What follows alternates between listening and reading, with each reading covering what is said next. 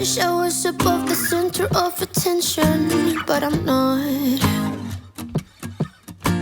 I wish I didn't have to give in to the pressure. I'm posting pictures, trying to be someone I'm not. It feels just like I'm lying to you. I fake it, stage it, trying to live some perfect life. I know I'm wasting time. What a way to start the day. Look at this little selfie going on. 6 AM selfie time. Hey guys, welcome to another episode. This has kind of become my morning routine. I thought that it was going to be thwarted when they closed the beaches, but luckily they've actually reopened them for recreational activities, which means walking, diving, walking your dog, swimming, and answering your questions to the Q&A that we just held on Instagram. So I'm going to go look for a couple little hermit crabs because I like to say hi to those guys in the morning, and once I've done that, we'll get into it. Don't want that in there. Gross. Look at that. What is that? That is Firestone Walker Brewing Company. Oh wow, that's shattered glass. Perfect. Make sure you pick up your stuff, guys, otherwise it ends up in the ocean like this and I have to come pick it up.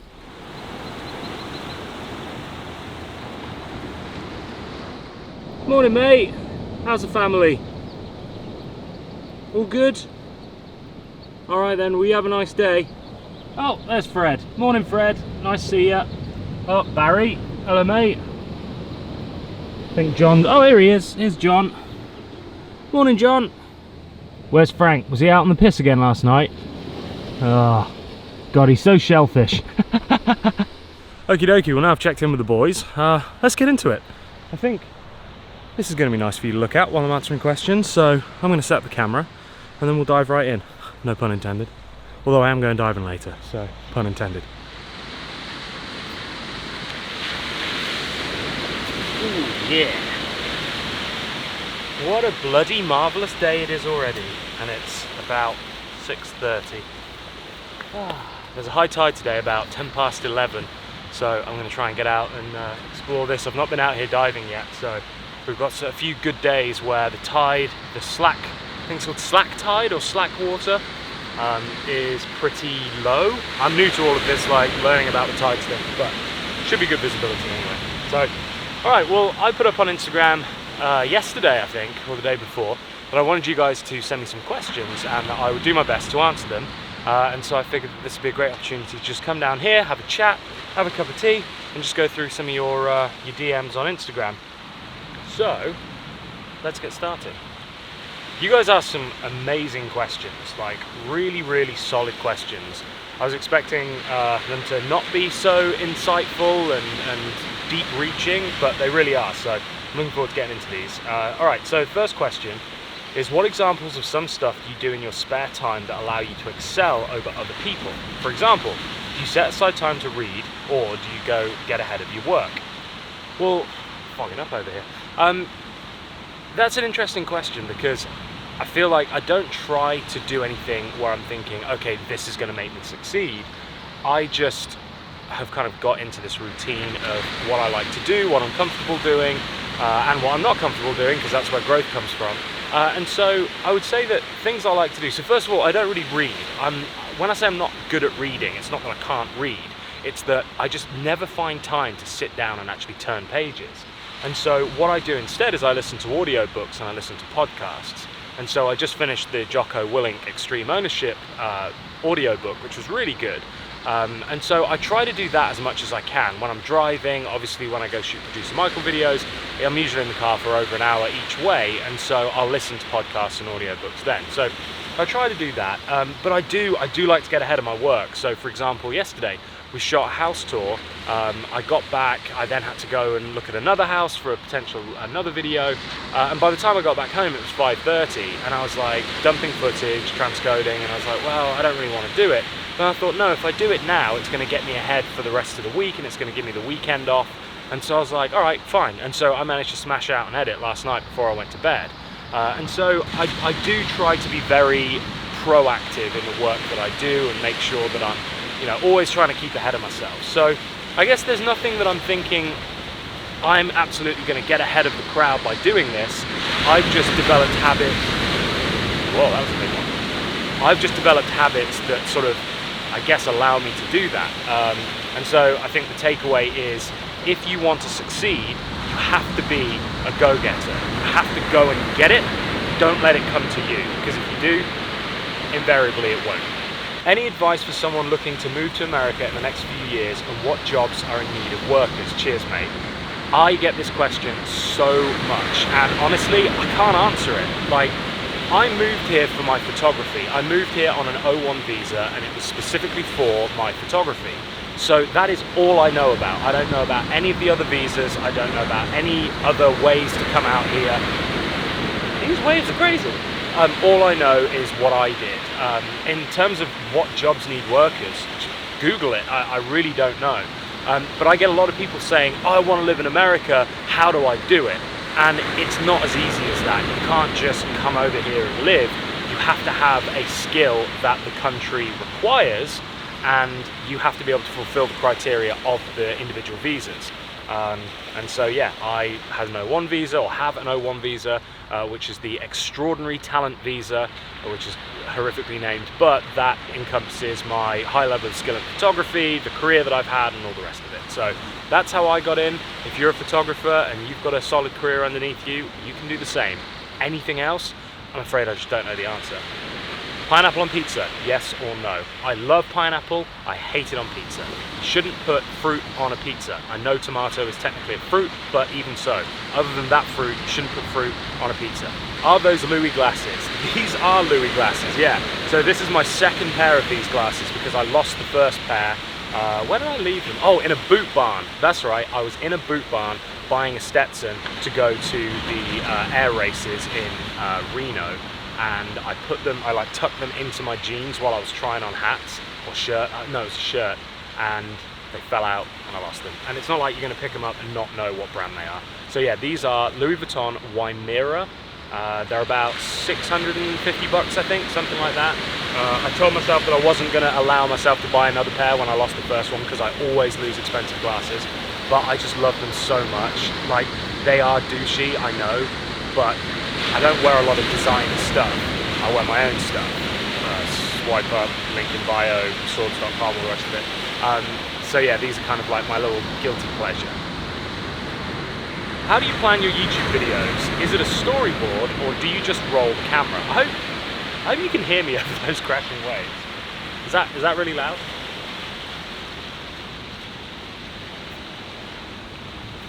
So with the YouTube videos, it's funny, in the very beginning, so let me go all the way back.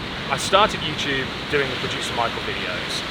Well, actually no, I started doing RPM way back, and before that I did my own videos, but like professionally, like as in for a job, the Producer Michael channel was the first real full-time exploration into YouTube. And we never storyboarded those or scripted those. It was always just, we turned up, we rolled the camera, and that was it. Magic happened. And the thing is, it's so easy with Michael. Me and him have got that banter anyway, regardless of whether the camera is on or off. And so, yeah, we turn up. Michael usually says, so what are we doing? And I'll be like, well, let's hit this point, this point, this point, and then we just kind of flow, and that's it. And sometimes we don't even do that. Sometimes we just rock up, and he's like, all right, you ready? I'm like, yeah, I'm ready, and then we go for it. With this channel, I started out, the very first episode I did script that out, because I felt like there was so much that I wanted to say that I didn't want to mess up and not be able to get the points across that I wanted. And actually, that kind of got in the way a little bit, because I found myself having to re-say lines because I didn't feel like I said them as I had scripted them. Now, like this, I've just come down with a cup of tea and a camera and we're just going for it. And that's the way that I do all the videos now, and actually I find that it works a lot better. So no, there's no storyboarding, there's no scripting, there's kind of a loose outline of what I want to achieve. So last week's episode where I went driving and then we went on a hike and then we went down there, my storyboard was, I want to explore the area. That was it. And everything else that happened was just on the fly. So that's kind of how I do this channel, and I think that's why you guys enjoy it, because it is just so spontaneous. There's no thought into it. It's just you are experiencing it with me as I'm doing it, and I think that works really nice. What is your favorite picture you've taken, and why is it also the best you've taken? Was it pleasure or business photograph? Thanks in advance. That's a great question. I've taken lots of photographs over my career where I've felt like, oh my God, that's the one. That's the best one that I've ever shot. And every year that goes by, a new photo comes up that takes that top spot. And so now that I'm not doing photography as much because I'm doing this full time, I guess I can look back on what I've taken up to now. And I think in the beginning, the very first picture that I ever took that I was really proud of was on a photo workshop in Dubai, which I'll talk about a little bit later. And it was a sports lifestyle photography workshop with my most favorite photographer in the world and mentor and now friend, Chase Jarvis. And we went out and we shot runners, and we were basically doing like a mock Brooks running campaign. And I shot this picture of a girl called Davina, who was our model for the day, and she's like leaning over a rail, and there's a bit of lens flare behind her. And it's not an amazing shot, like it's not, there's nothing that would immediately grab you and go, wow, that's a fantastic photograph. But to me, I looked at it, and it was the first time I'd ever looked at my own work and gone, I could see that being in a magazine, or I could see that being on a billboard somewhere for Brooks. And that was like a real pivotal moment for me, because I was like, okay, I'm getting there. Like this, a career in this is absolutely achievable. And so that, I remember being like a very strong, wow, okay, I love this picture, and here are the reasons why. Like I said, it's not an epic photo or anything, it's just a girl leaning over a rail after a run. But it was what it meant for me, and the confidence it instilled in me for moving forward with my career. The next one was probably a shot that I got of Sam Reynolds doing a backflip. Now I got this wrong when I mentioned this in the last video. It's a backflip, double-footed can, is that right? Tell me, mountain biker guys, tell me if I got that wrong. It's been so long since I've been into the mountain bike trick world that I forget what it is. Backflip, double foot can, I think, or is it a no-footed can? It's basically where he's upside down, his hands are on the handlebars, and his feet, 2 feet, are off that way. So anyway, I took that picture, and they ran it as a double-page magazine, a double-page poster, pull-out poster in a magazine. I think it was Mountain Biking UK, and then DMR Bikes, who were his sponsor at the time, they actually used that as marketing material. And so I remember when I took that shot, it was like peak action, the composition was great, the area we were in was awesome, Sam nailed the trick. It was just, everything came together, and I really loved that shot. So that really stood out. And then recently out here, I took a picture of a Porsche 911 in, I think it's Miami Blue or something, and it was on PCH, and you've basically got the road, the car parked on the side of PCH, and then the ocean, and then the sky. And the blue from the sky and the ocean and the car just all come together to make this beautifully, like, aesthetically pleasing shot. And again, nothing special, it was just, the car was parked at the side of the road, I ran across the street and snapped a shot, and I thought it looked cool. But that's a shot that every time I go through my portfolio, I look at it and go, that's a good one. Again, like, I could see Porsche using that. It was used for a dealer out here, car dealer, not drug dealer, out here, and they ran it for their marketing stuff. It wasn't used for Porsche themselves. But yeah, that was a really nice shot. And actually, that's one of the shots that I'm going to get framed to put up in my new house. I've never had any of my own photography up on my walls. It just feels weird to me to do that, because I'm always shooting for a purpose. They live on my website, they live in my portfolio, but they never go on the walls. So, but that one is, I like that one. What have been the lowest and highest points in your life so far? Just to let people know, you weren't always a Panerai wearing, car crashing, son of a gun explorer, swimming with the big fishes, and that there is a process to growth. That's an awesome question. Actually, I'm not wearing a watch at all this morning. That is a great question, because I've 100% had my highs and lows. Let's start with the lows, and then we can finish with the highs. So, probably the biggest, I can't really call it the biggest low, but a low that I've had was back in the early days when I was just starting out, and I was 16 or 17 years old, and I was doing photography for a magazine. I don't know if I should name them. It was a karate magazine anyway, big karate magazine, and I was taking pictures for them, and we did a feature on a karate school, and I got paid my day rate, which I think at the time was like £150. It was nothing. And the karate school that I took pictures for, as far as I was concerned, was just having an article in the magazine.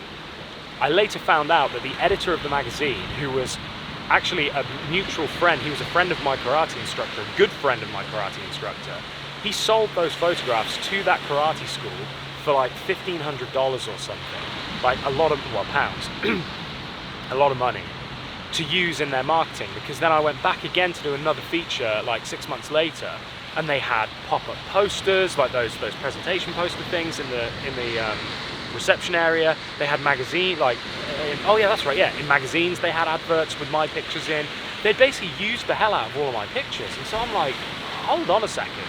Called up Paul, the editor, and I was like, what is this? You didn't have permission to sell my pictures. Like, I didn't get any money for that. He's like, I own all of those pictures.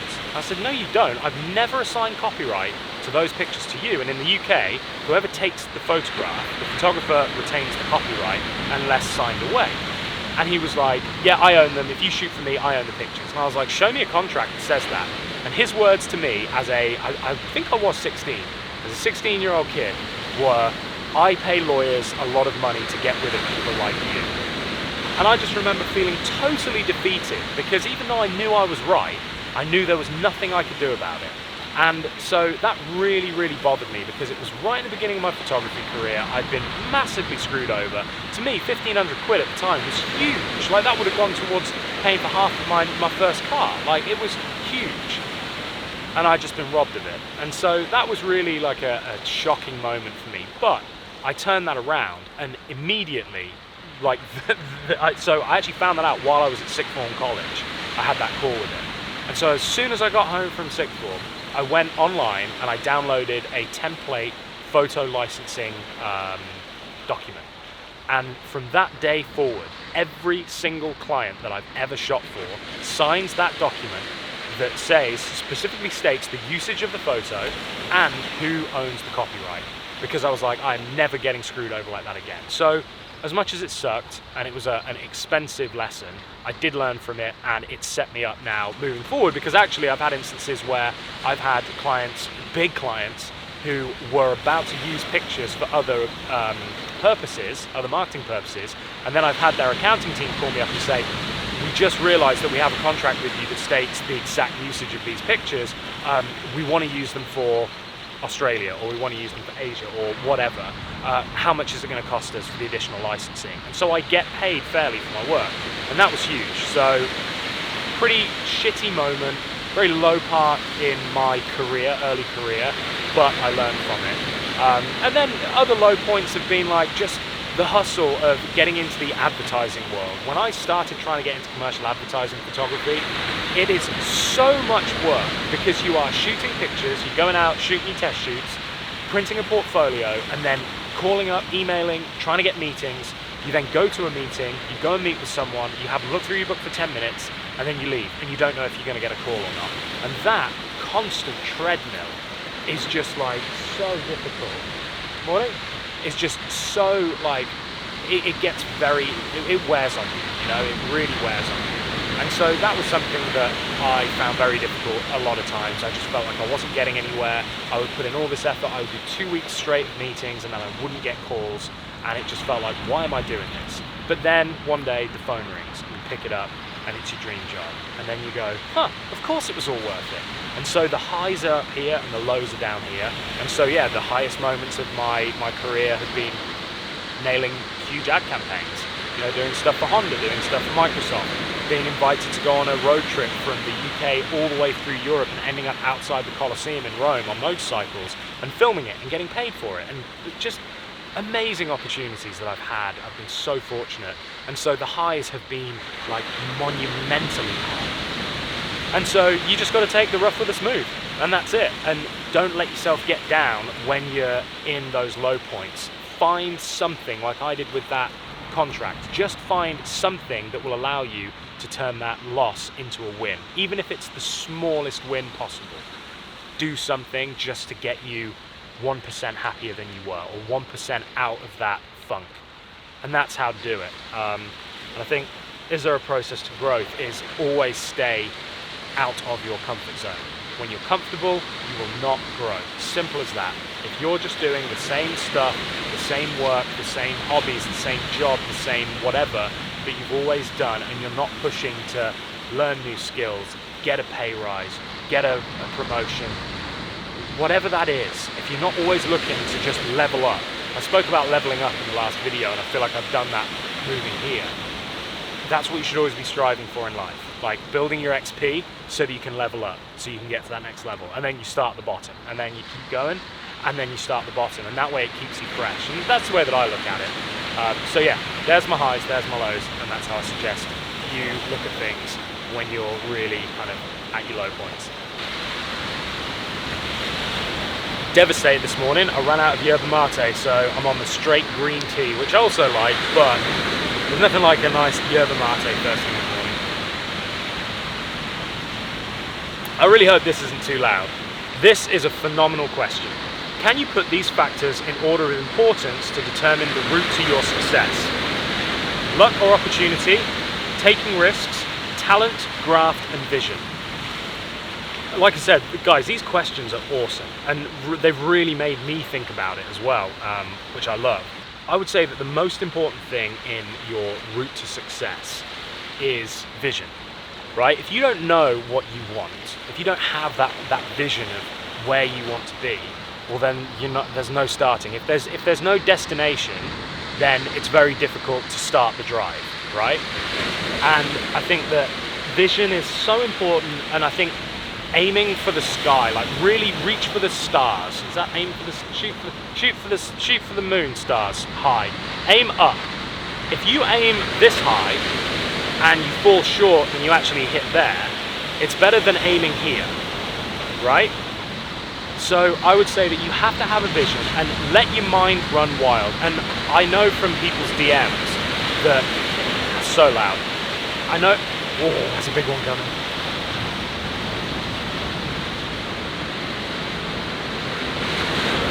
So I know from the DMs that I get that a lot of you are really struggling to get into that positive mental attitude, and that's something that it really gets to me, because like I said, I've had lows and I know what that feels like, but generally I'm a very positive person, and I pride myself on the fact that I'm always trying to be happy and positive, and it's not fake, you know, it becomes a self-fulfilling prophecy when you always look to the positives and think happy thoughts and go to good places. But I know that it's not always easy to do that, and so I think that vision and dreams are the best way to start that process and get used to the practice, learn the practice of having like ambition and drive and motivation. And just let your head go up in the clouds and think, oh, where would I really like to be? What would I really like to do? What would be my dreams? What are my goals? And then start there. So vision is the first most important. Then it's graft. If you don't graft at what you're doing, if you don't put in the legwork, you won't succeed. It's as simple as that. I said it in the beginning. It won't come to you. You have to put in the legwork. You have to try hard. You have to get down in the weeds and just get on with it. That is super important. And so vision and hard work, vision and graft, are the two things that will get you started. That is going to get you from 0 to 1. Just those two things by themselves. And then I think the next thing after that, the next most important thing would be taking risks. Because again, you don't grow from comfort. So you've got this vision, you're driving hard towards it, you're doing everything you can, you're putting in the legwork. Then it's going to come to the point where you've got to make a decision where, okay, this is going to push me out of my comfort zone, but the reward outweighs the risk. Now, you have to be very careful when it comes to risk, and don't just be flippant and just take risk without thinking about the ramifications. But it is in taking those risks that you will win your biggest battles and that you will get your largest rewards. So risk is the next one, risk taking is the next one. And then you've basically got luck or opportunity and talent are the two things left. And I think the next most important is luck and opportunity, but only this much, because you make your own luck. Opportunity arises sometimes when you least expect it. When that phone calls after 6 weeks of meetings and you've not heard anything for a month or 2 months, and then the phone rings. And that's opportunity, that's luck. But it's not luck, because you went out and you had those meetings and you put in that legwork, you did the graft in the beginning because you have the vision. So I'm a firm believer in making your own luck. Now, it might be that someone that you know talks to someone else, that talks to someone else, and then they finally get round to you. And in that kind of a chain, it's pretty lucky that you get the call or you get the job or whatever that is, right? But for most of the time, you can make your own luck. And then I would say talent is joint to last most important. And that might be kind of strange to some of you. You might think that's a weird suggestion, but the reason I say that is because there are a lot of talented people that don't have any of the rest and will be successful just straight off the bat because of their talent. There's athletes that don't have to train at it because they're just naturally gifted. But there are also athletes that couldn't run 20 feet, but they're now 100-meter sprint champions. And it's because they put in literally the legwork and work towards it. And so I'm a firm believer that if you want something bad enough, that you're the only person that's going to get in your way, and you will find a way to achieve your goal if you want it bad enough. And talent definitely helps, don't get me wrong, but let's look at photography. I can only look at my examples. I feel like with photography, I'm not naturally gifted. I put in a lot of work and I took a lot of risks to get my career off the ground. And I learned the skill of photography. It's not like I just picked up a camera and I automatically knew what aperture was and how to compose shots and all the rest of it. No, of course I didn't. I had to learn it. And so now I'm talented, but that's as a result of the rest of it, right? So, but then with martial arts, that's the flip side of that coin, kind of, where I do feel like I have a natural talent for martial arts. Maybe it's because I started when I was a kid and so I grew up with it, but I do feel like I've got a natural talent for it. However, that doesn't stop me from putting in the work, and that's how I got to be a 4th degree black belt, was because I trained for 20 years, at this point, 25 years to get there. And so that was like a combination of the two. So it's definitely a sliding scale, but in general, I think that would be my order. Vision comes first, craft second, taking risks third, talent, luck, opportunity all come last. And I think if you can follow those, then you'll get it. You'll definitely get to where you want to be. Guys, it's so nice. Look at this guy swimming out here. Ooh, we're gonna go for a little dive in a bit. What time is it? 7 o'clock, yeah. I think about 10 o'clock, I'm gonna go jump in, have a little dive. So maybe next week's episode might be me going for a dive. Seems that you and producer Michael have become friends. Is this true? If you were not doing videos, do you think you would still be talking or doing things? Also, is he really as nice as he seems in the videos? Thank you for all the content you make. That is a complete no. No, Michael is one of my best friends. Outside of work, outside of the Producer Michael channel, outside of him being my manager, he's such a character. I've never met anybody like him. We butt heads, we laugh uncontrollably, we take the piss out of each other. Like, he's just a real solid guy. And I think with Michael, the best part about our friendship is that we are polar opposites, and that's what works. We have totally different views, we have totally contrasting interests and whatever, but we both respect each other for it.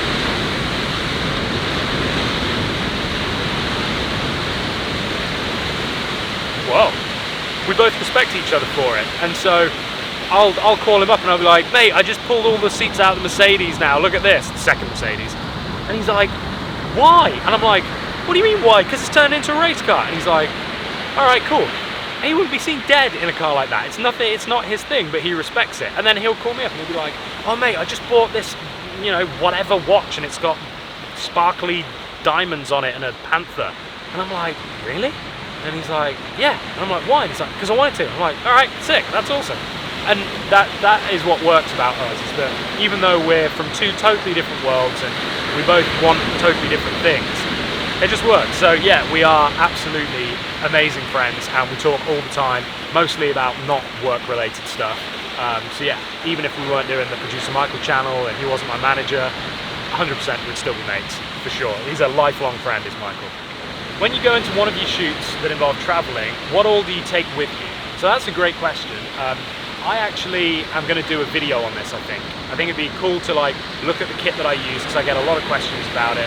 But in a nutshell, when I travel, it's over here, but I have a camera backpack from Lowepro, and I pack it full of GoPros. So I think I have 3 GoPro Hero 8s, 2 suction mounts, because one of them is like a bike mount, so 2 GoPros go on like cars and stuff, and then the other one is the one that I hold and walk around with and put in my mouth or whatever. This camera, which is a Sony A7 III, the Rode VideoMic Pro Plus, I think it's called, a ton of memory cards, extra batteries, and that's it. Oh, and the DJI Mavic Pro 2, I think is what it's called. Yeah, so that's the kit that I use, and it all packs into one backpack.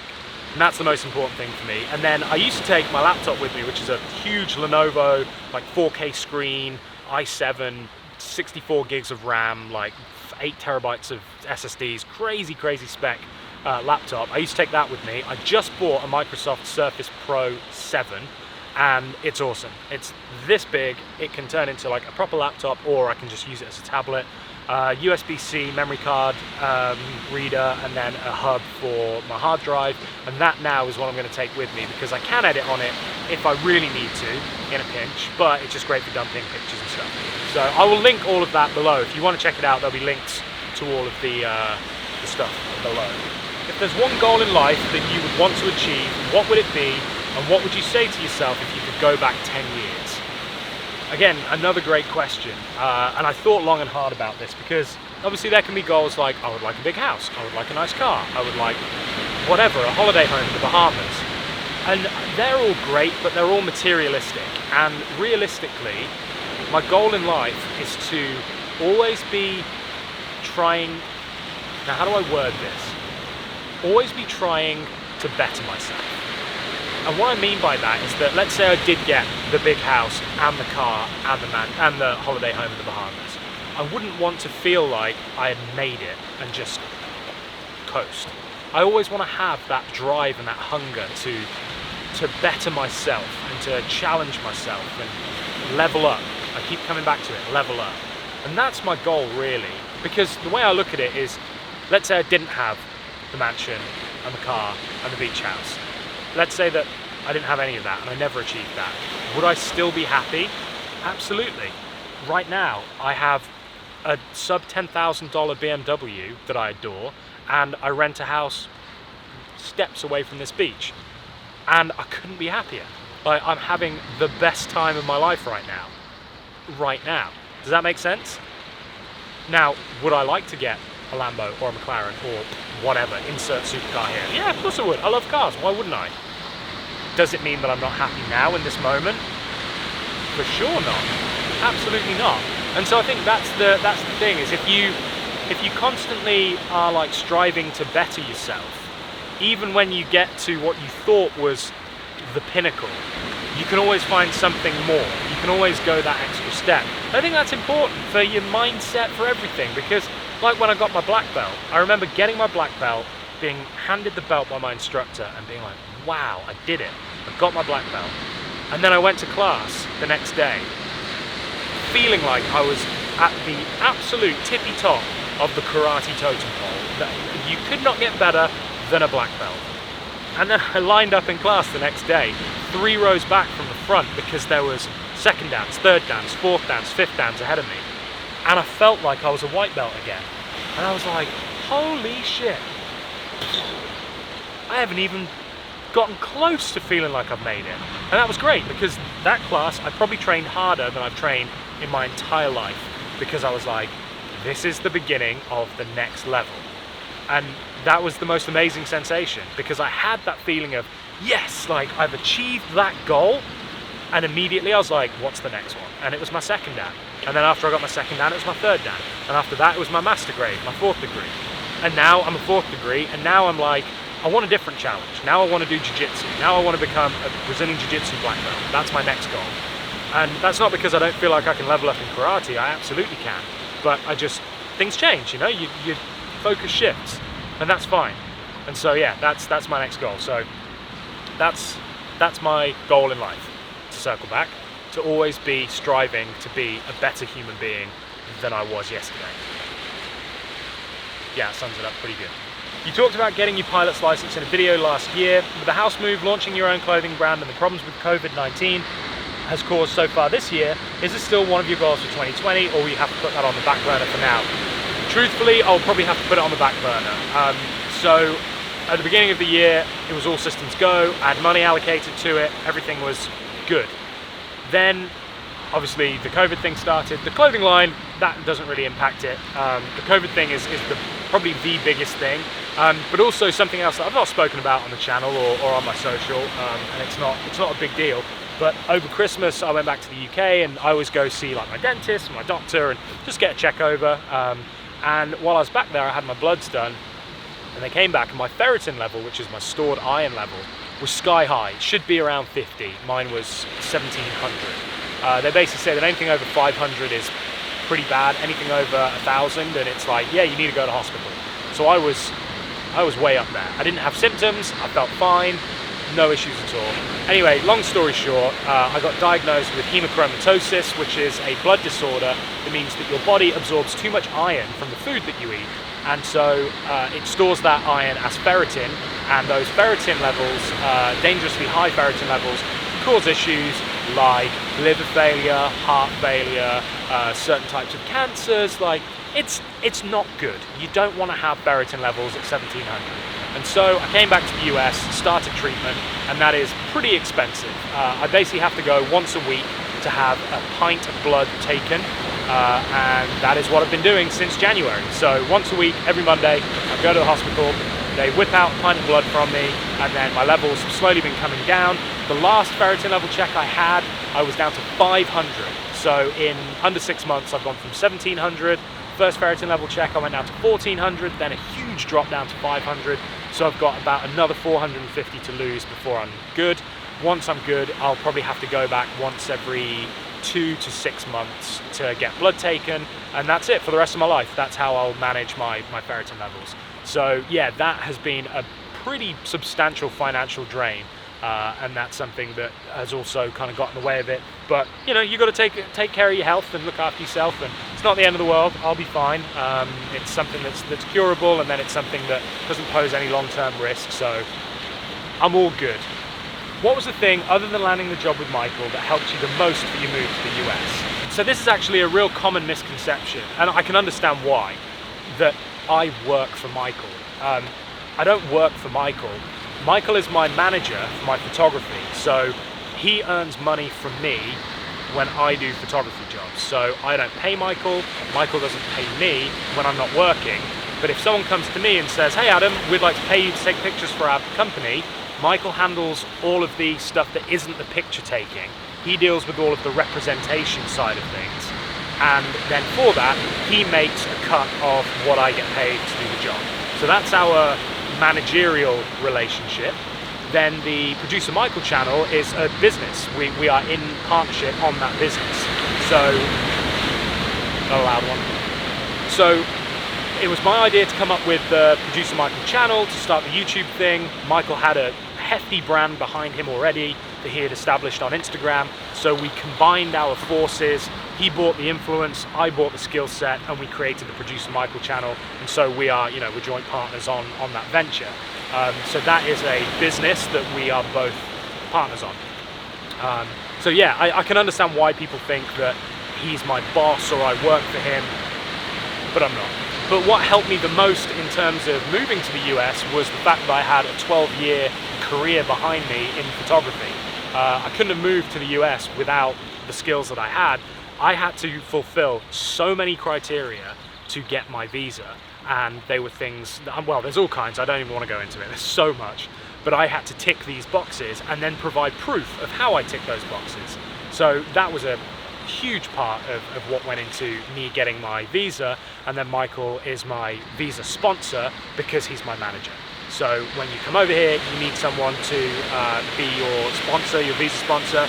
So for some people that's an employer. So if you come and work for Nike and you're the best designer that they've ever seen and you live in England and they want you to move to the US, Nike will employ you and they become your sponsor.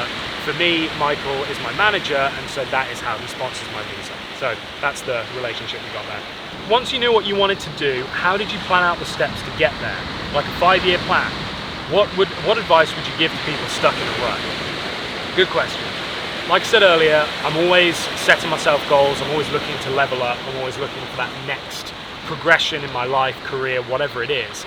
I do like to set short-term goals and long-term goals, and I think doing that is important because the short-term goals keep you on track in the day-to-day, and the long-term goals give you something to look forward to further down the line, something big to work towards.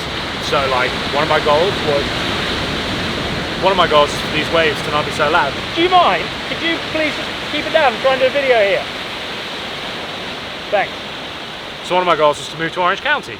I did it. It took me 4 years, but I did it, and I kind of dotted around a little bit, and basically now I'm paying more than double the amount of rent that I was paying when I first moved to the US. When I first moved to the US, the amount of rent that I was paying was stretching me at the time, and so I've constantly leveled up to the point where I'm now comfortably affording to live here.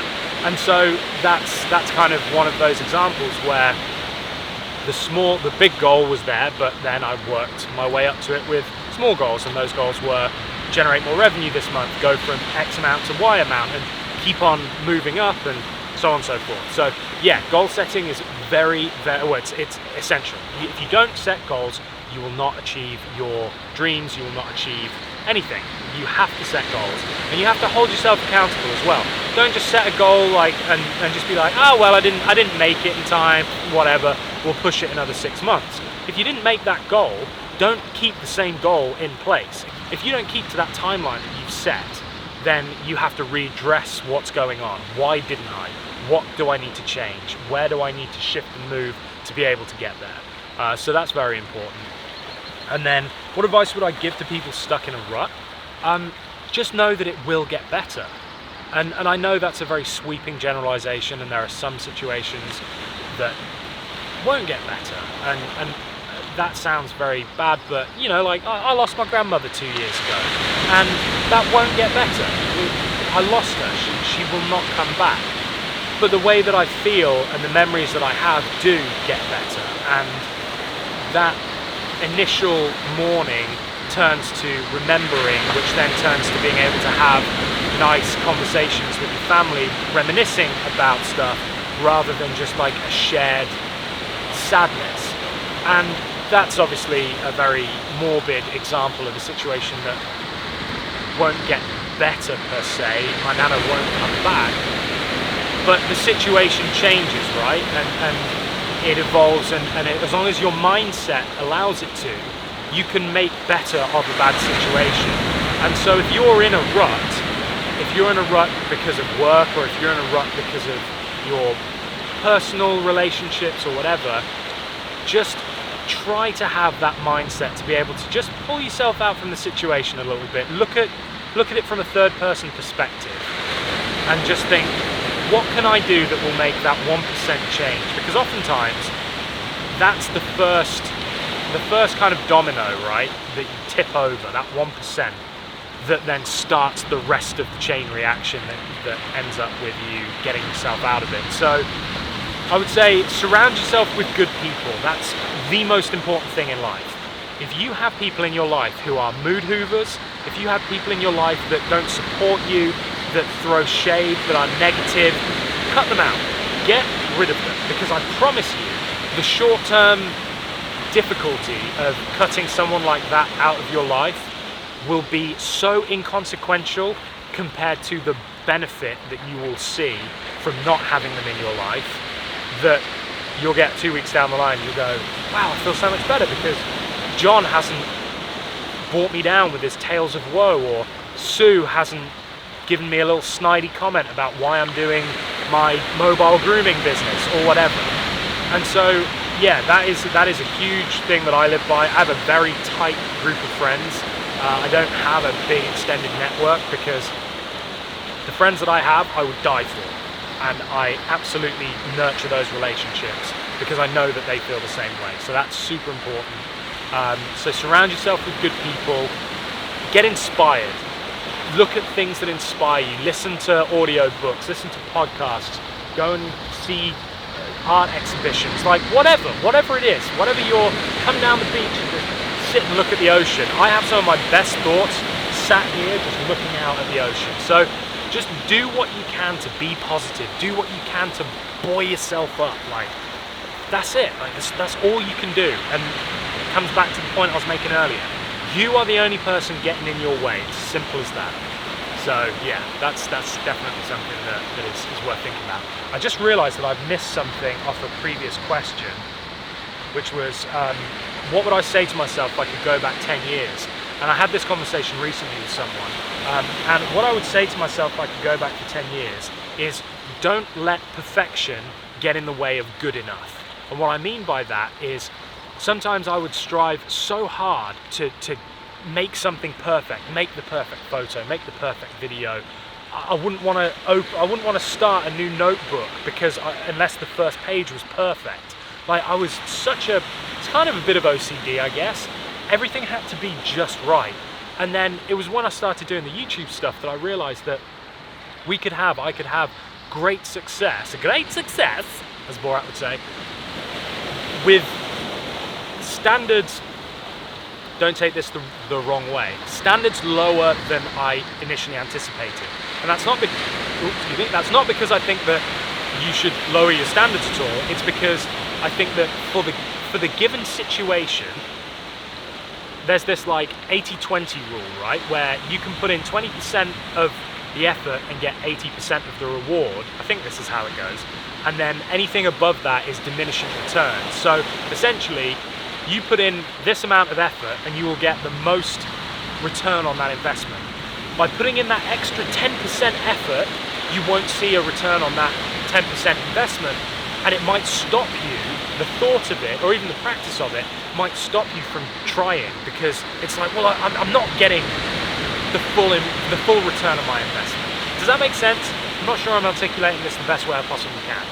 But basically, understand that there is a ceiling for being able to get through certain tasks or present something that is absolutely and utterly perfect for the purpose that it is intended, even though you might think that it needs to be even more perfect than that. Does that make sense?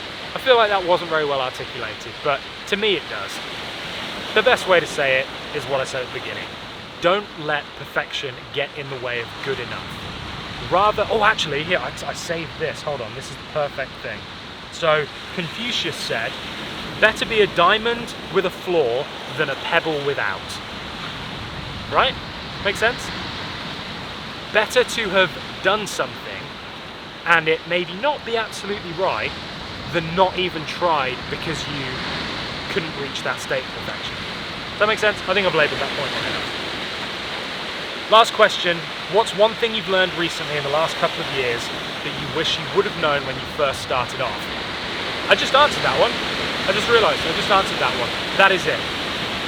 Don't let perfection get in the way of good enough. I'm not going to go into it again because I just spent way too long trying to articulate that. But yeah, that's the thing that I think I wish I'd known sooner, because I feel like I would have perhaps progressed a little quicker in certain areas than I did. But yeah, that about sums it up. Guys, this has been so much fun. Those questions have really pushed me to think about what's going on with me, and I hope that they've helped you guys and that you've been able to seek some or find some inspiration in there or motivation or whatever, because that's all I want to do with these videos, is just make videos that are going to leave you feeling inspired once you finish. Once you hit that stop button and you go about your life, I want you to want to be better human beings.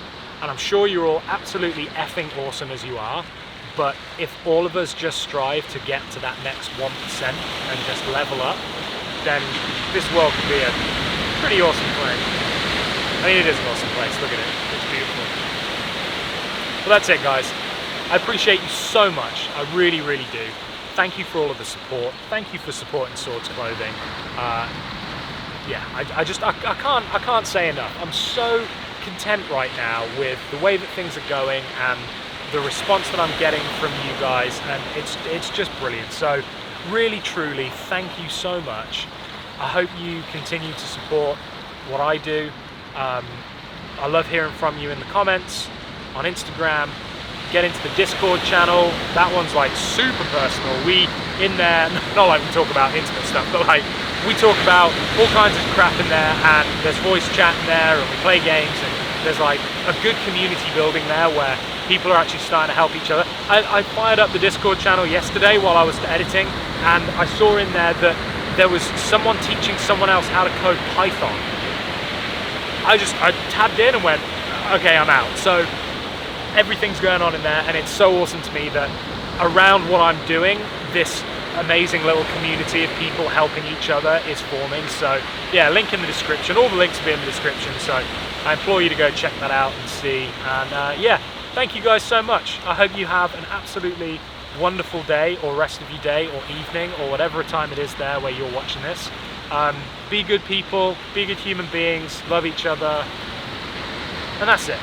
That's it. What a wicked start to the day. Thank you guys. Remember, until next time, I can't reach it, but don't do anything I would do. See ya. See what they're doing.